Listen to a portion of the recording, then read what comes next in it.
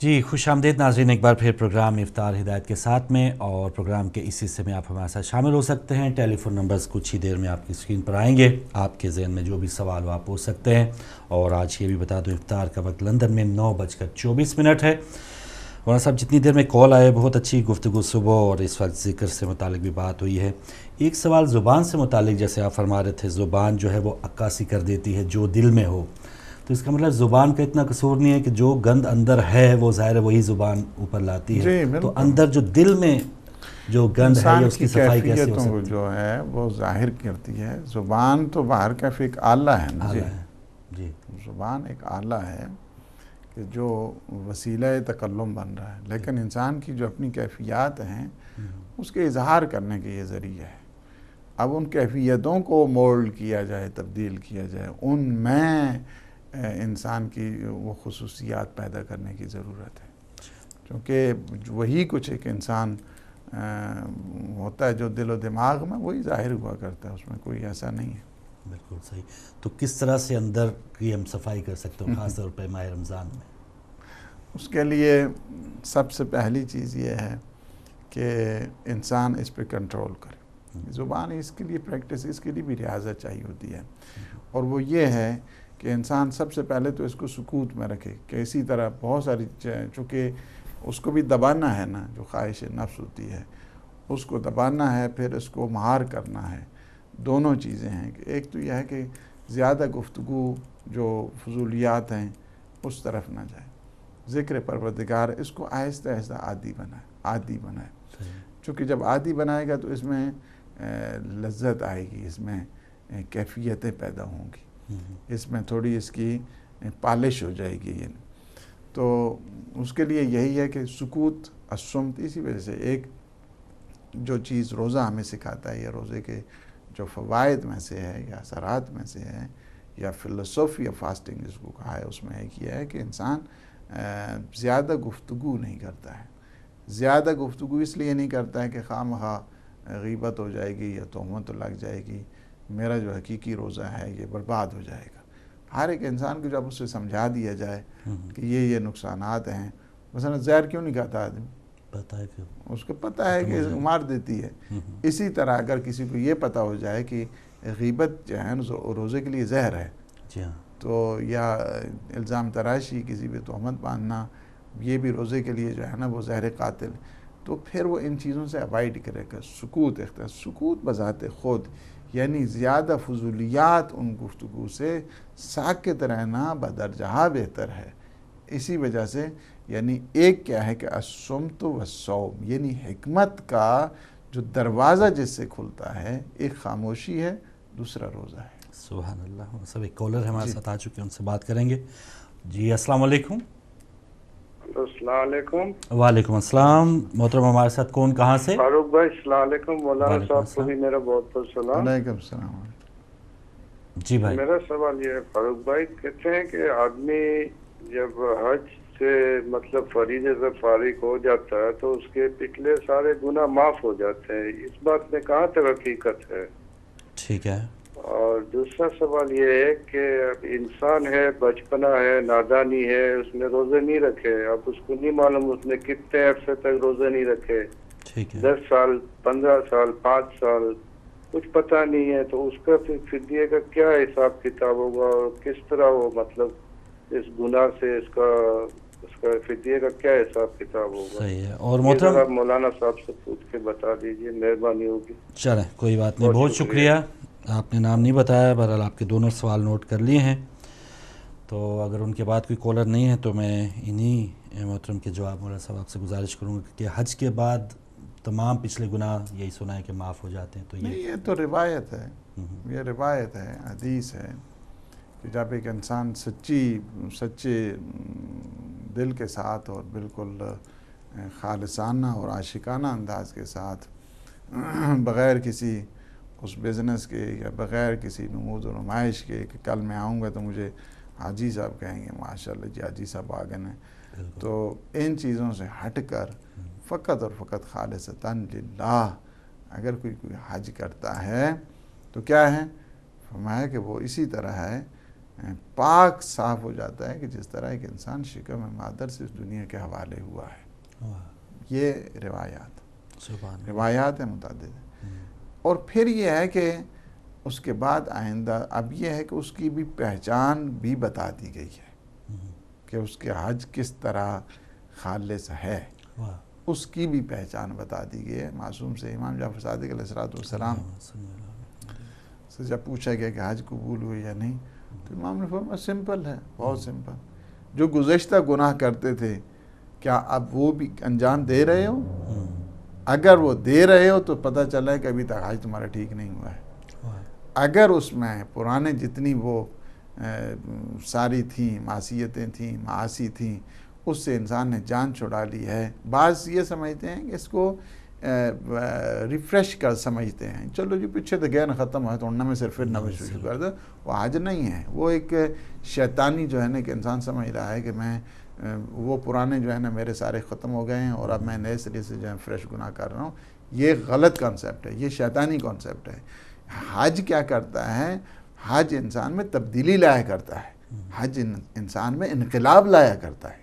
حج انسان میں یعنی جیسے پہلے تھا ایسا پھر اگر ہو گیا ہے، پہلے بھی اسی طرح ڈنڈی مارتا تھا آج بھی اسی طرح ڈنڈی مار رہا ہے اور یہ حج وہ پرانے دیکھیں سے ختم ہو گیا ہیں اور نئے سے نہیں، وہ کوئی حج نہیں ہے. وہ حج نہیں ہے اس کو، بلکہ اس حج کے بارے میں جو ہے نا سوچنا چاہیے اپنا. حج کے لیے یہ بتایا گیا حج مقبول یہ ہے کہ جو گناہ وہ کرتا تھا اب ان گناہوں کو چھوڑ دیا ہے اس نے یا نہیں چھوڑا ہے اس نے. اگر وہ سارے گناہ اس کے ترک ہو گئے ہیں تو سمجھ جائیں کہ حج مقبول کر کے آیا ہے. سبحان اللہ، بہت شکریہ. ایک اور سوال تھا لیکن ایک کالر ہے ہمارے ساتھ. السلام علیکم. وعلیکم السلام، میں انیس صدر بات کر رہا ہوں. جی بہت شکریہ. سب سے پہلے میں ڈاکٹر مولانا عدیل صاحب کی خدمت میں سلام پیش کرتا ہوں. آپ کو سلام ہو. اور یقیناً اتنا خوبصورت آپ کا موضوع ہے اور اتنا خوبصورت یہ انداز ہے کہ ہمارے مولانا صاحب کا اللہ میاں ان کو سلامت رکھے. پروردگار واسطے محمد والے محمد کہ اتنا دل خوش ہو جاتا ہے. مجھے بھی کبھی کبھی موقع ملتا ہے کہ میں نے سیکھا ہے یہاں سے. مجھے ابھی جیسے قبلہ نے بہت عمدہ بات کہی کہ میں اپنی بات بتا رہا ہوں کہ میں دعائے کمیر پڑھتے ہیں ہم لوگ لیکن وہ اثر نہیں ہونے پاتا.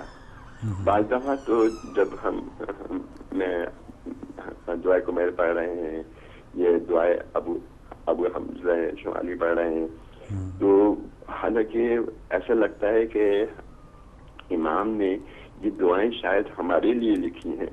میں یہ سمجھتا ہوں کہ جب میں نے یہ دعا پڑھی تو مجھے لگا کہ شاید امام نے میرے لیے مجھے ان کو میرے بارے میں علم ہے اور میرے بارے میں انہوں نے یہ دعا لکھی ہے. لیکن ہم لوگ بس پڑھتے چلے جاتے ہیں لیکن اس کا وہ اثر نہیں ہوتا جو کہ ہونا چاہیے.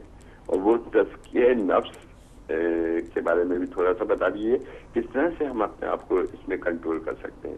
اور آپ نے اتنی خوبصورت بات کی ہے آج دل خوش ہو گیا. اصل میں سب سے عمدہ چیز جو ہے وہ خاموشی ہے. اگر ہم لوگ بلا وجہ بیکار باتیں نہ کریں اور خاموشی اختیار کریں تو میں سمجھتا ہوں یہی بہت بڑا عمل ہے. بہت بہت شکریہ. اللہ الہی آمین. بہت شکریہ بھائی انیس حیدر صاحب نیو یارک سے. آپ کی جو کوشچن ہے وہ بھی نوٹ کر لی ہے. تو عمر صاحب ان سے پہلے جو کالر تھے انہوں نے دوسرا ان کا سوال تھا کہ نادانی اور بچپنا دو انہوں نے ورڈز یوز کیے ہیں. تو پہلے تو یہ کہ نادانی میں جو روزے نہیں رکھے اس کا کیا ہوگا اور بچپنے میں جو روزے نہیں رکھے اس کا کیا. میں جواب لوں گا لیکن ایک کالر اور آ چکے ہیں. السلام علیکم. وعلیکم السلام. آپ دونوں کو بھی بہت بہت سلام. خادم حسین بھائی. جی خادم حسین صاحب بہت شکریہ. وعلیکم السلام. کیا پروگرام کے متعلق سوال پوچھ سکتا ہوں؟ جی جی بسم اللہ. مودبانہ سوال یہ ہے صدائے ہزارہ کا پروگرام بہت عرصے سے نہیں آ رہا ہے. ٹھیک ہے. ماشاءاللہ ہزارہ کمیونٹی کے بہت سے لوگ یو کے میں ہے، کوئی تو میزبان بن سکتے ہیں. تھوڑا وضاحت کرے مہربانی ہوگی. خدا حافظ. خدا حافظ. بہت شکریہ خادم حسین صاحب آپ ہمارے ساتھ تھے. اور جی مولانا صاحب جو پہلا نادانی اور بچپنے میں روزے جو مس ہوئے ہیں. دیکھیں ایک دفعہ یہ ہوتا ہے کہ مسئلے کی خبر نہیں ہے اور اسے کسی چیز کا نہیں پتہ، روزے اس سے جو ہے نا وہ جا چکے ہیں ٹھیک ہے، اور روزے اس سے مس ہو گئے.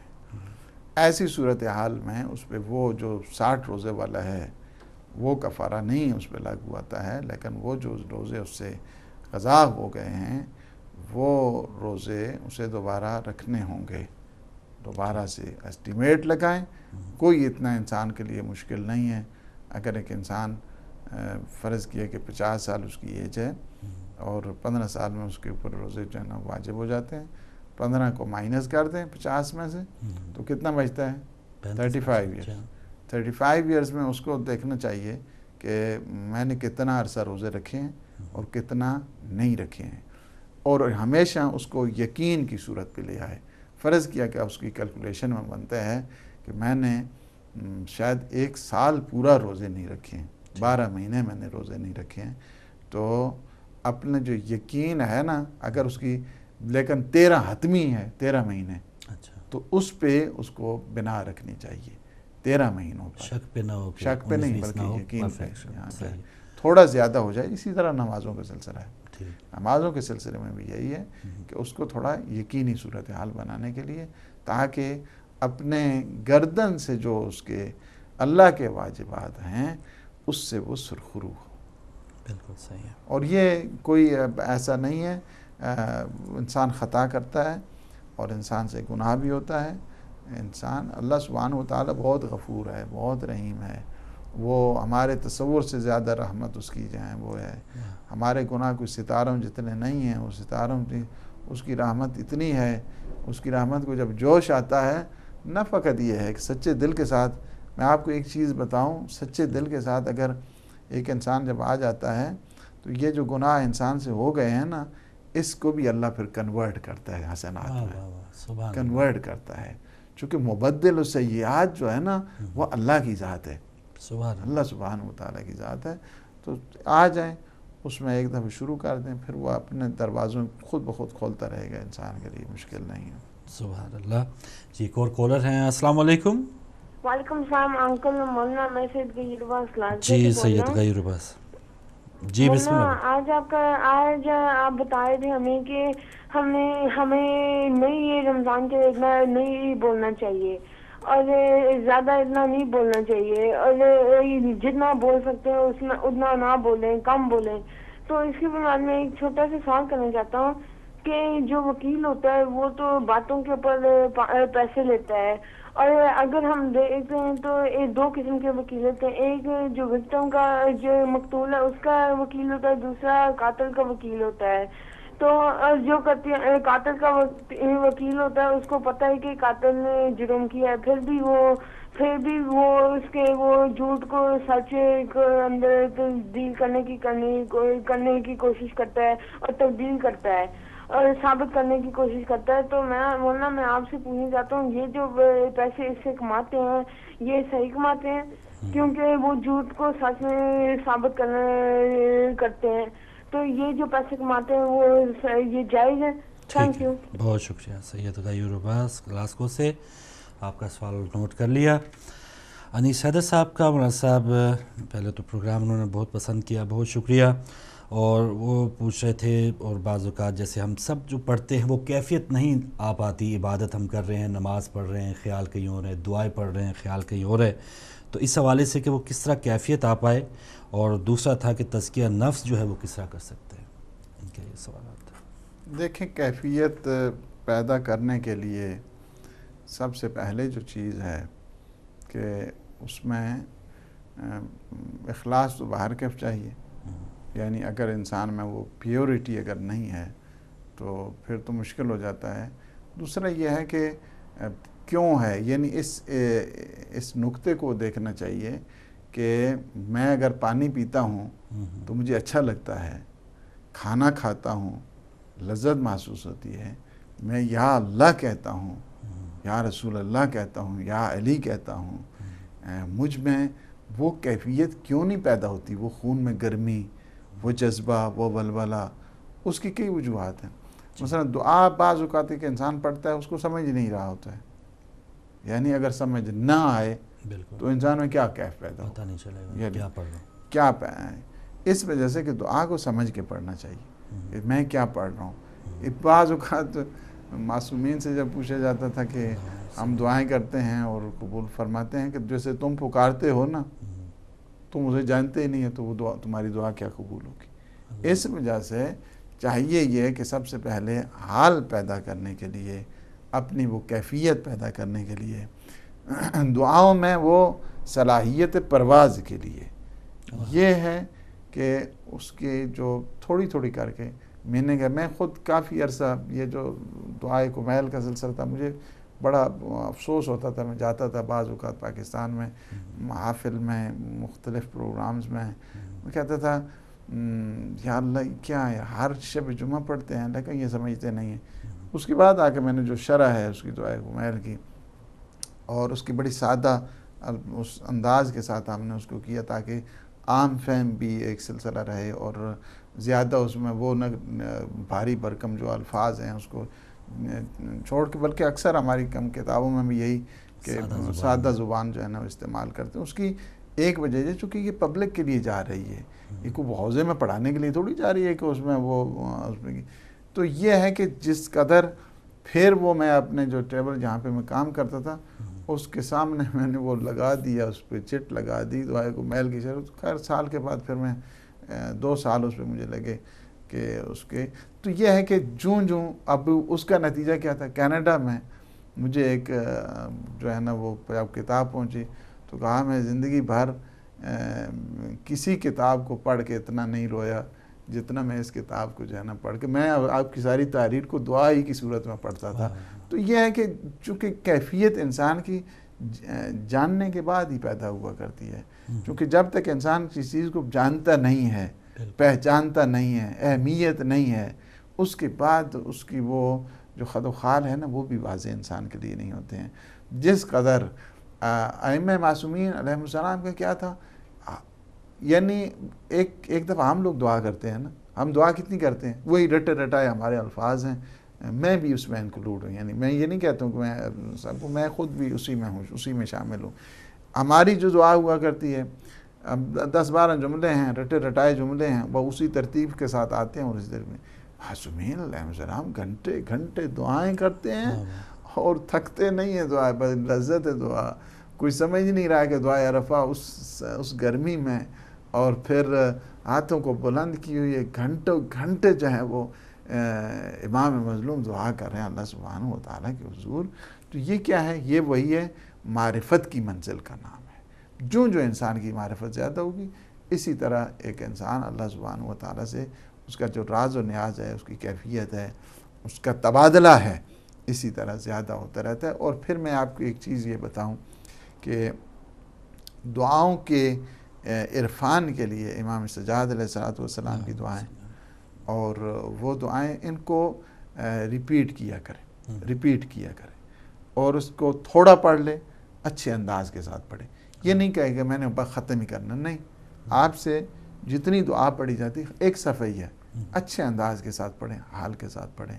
یہ کہیں کہ میرے مولا کا کلام ہے، اپنے اللہ کے ساتھ گفتگو ہو رہی ہے، میں بھی اور میرے لیے یہ اپنے لیے سعادت سمجھے. یہ کیا کرے انسان، یہ سمجھے کہ میں کتنا خوش قسمت ہوں کہ میرے مولا کا کلام میری زبان پہ آ گیا ہے. سبحان اللہ. پھر انسان میں جانا تھوڑی زیادہ تبدیلی آئے کرتی. سبحان اللہ. بہت شکریہ. ایک اور کالر. السلام علیکم. وعلیکم السلام عزیز فاروق. جی بسم اللہ. ڈاکٹر عدیل صاحب، جی آپ کو رمضان مبارک ہو. ماشاءاللہ. تو پہلے تو میں اللہ کا شکر ادا کروں گا کہ اس دیار غیر میں بیٹھ کے ہمیں رمضان کا کافی معلومات حاصل ہو رہی ہیں. پروردگار کا شکر ہے آپ لوگوں کو، اور اللہ اور توفیق عطا کرے ہمارے کہ ہمیں سن رہے ہیں. ابھی میں پروگرام سن رہا تھا آپ کا، تو ڈاکٹر عدیل صاحب نے عرض کیا تھا کہ ذاکر اور مذکور، تو میں یہ سمجھا تھا، اس پہ غور میں نے یہ دیکھا کہ مذکور کو صحیح طور پہ اگر پریزنٹ نہ کیا جائے تو یہ قصور ہے ذاکر کا. ذاکر یہ اپنی صلاحیت کے اوپر ڈیپینڈ کرتا ہے کہ مذکور کو وہ کس طرح کرنا چاہ رہا ہے. یہی وجہ ہے کہ اسلام کے اندر میں جہاں تک سمجھتا ہوں، ہو سکتا ہے غلط ہوں، کہ اسلام میں جو مختلف باتیں پیدا ہوئی ہیں، ذاکر کی اپنی انائیں یا اپنی رائے اس میں شامل ہے، مذکور کا ذکر بہت کم ہوتا ہے. کیا یہ درست ہے؟ اس میں تو ذرا روشنی ڈال دیں گے آقا تو بڑی نوازش ہوگی. دعا میں یاد رکھیں پروردگار ہمیں نیک راہ پہ چلنے کی توفیق عطا فرمائے. آمین ثم آمین. الہی آمین. جزاک اللہ. بہت شکریہ ڈاکٹر صاحب آپ نے کال کی. اور ان کے بعد پھر اگر کوئی کالر ہیں چلیں جیسے ہی آتے ہیں آپ سے بات کرتے ہیں. خادم حسین صاحب کا صاحب صدائے ہزارہ پروگرام سے متعلق پوچھ رہے تھے کہ کب شروع صدائے ہزارہ وہ ہمارا جو لندن کا اسٹوڈیو ہے وہ ابھی لائیو ہے اور لائیو پروگرام آ رہے ہیں. صدائے ہزارہ والے جتنے ہمارے برادران تھے وہ ہم سے رابطہ کریں چونکہ پہلے جو ہمارے پروگرام پریزنٹ کرتے تھے ان کے کچھ صحت کے مسائل ہمیں خبر ہو گئی تھی.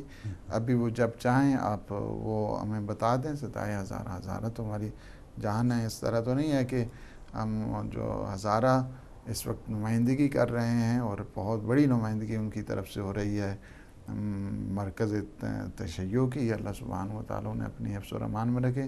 جو بھی مثبت پروگرام کر سکتے ہیں کرنے والے ہیں ہمارے وہ ساتھی بلکہ ان کے ساتھ طیب علی چنگیزی صاحب آئے تھے. وہ جب جو بھی ہمارے اخلاقی بھائی اللہ پاک انہیں صحت دے وہ بھی صحت بحال ہے تو ہم سے رابطہ کریں تاکہ پروگرام کو بحال کر دیا جائے. انشاءاللہ. بہت شکریہ جی. اور ایک اور سوال تھا سید غیور عباس کا. ایک تو وہ جیسے آپ نے فرمایا کم بولنا بھی عبادت ہے خاص طور پہ رمضان میں.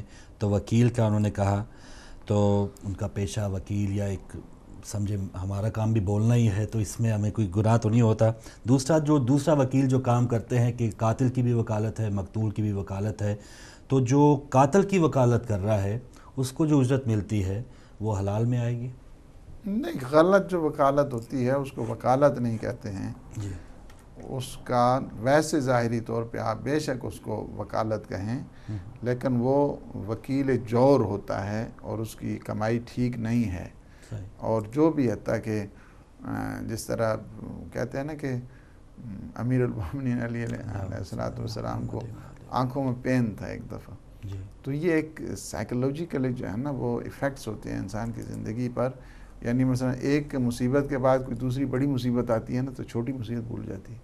پیغمبر اسلام عیادت کے لیے گئے اور صلی اللہ علیہ وآلہ وسلم تو عیادت بیڈ پہ جو ہے نا وہ لیٹے ہوئے تھے اس طرح امیر المومنین. تو فرمایا کہ میں آپ کو ایک حدیث سناتا ہوں. کیا فرمایا کہ جو کفار اور مشرکین ہیں نا ان کی جب روح قبض ہوتی ہے تو فرشتے آتے ہیں کہ جس طرح آرے سے انہیں کاٹا جائے, جس طرح انہیں ان کے بدن کا قیمہ بنا دیا جائے, جس طرح انہیں کینچی کے ساتھ کاٹا جائے. اور فرشتے آ کے وہ فائر ویپنز ان کے ہوتے ہیں, یعنی ان کے پاس وہ آتشین اسلحہ اس طرح ہوتا ہے جس کے ذریعے ان لوگ مارتے ہیں. امیر المومنین اٹھ کے بیٹھ گئے. بیٹھے تو کہا کہ یا رسول اللہ, کیا آپ کی امت کے بھی کوئی آدمی اس طرح ان کی روح قبض ہوگی؟ فرمایا 3 قسم کے لوگ ایسے ہیں کہ جن کی روح اس طرح قبض ہوگی. اس میں سے کیا ہے؟ الحاکم الجائر, جو ڈکٹیٹر ہے, حاکم جائر ہے, ظالم حکمران ہے. ظالم حکمران کی بھی روح اسی طرح سختی کے ساتھ جو ہے نا وہ قبض ہوگی.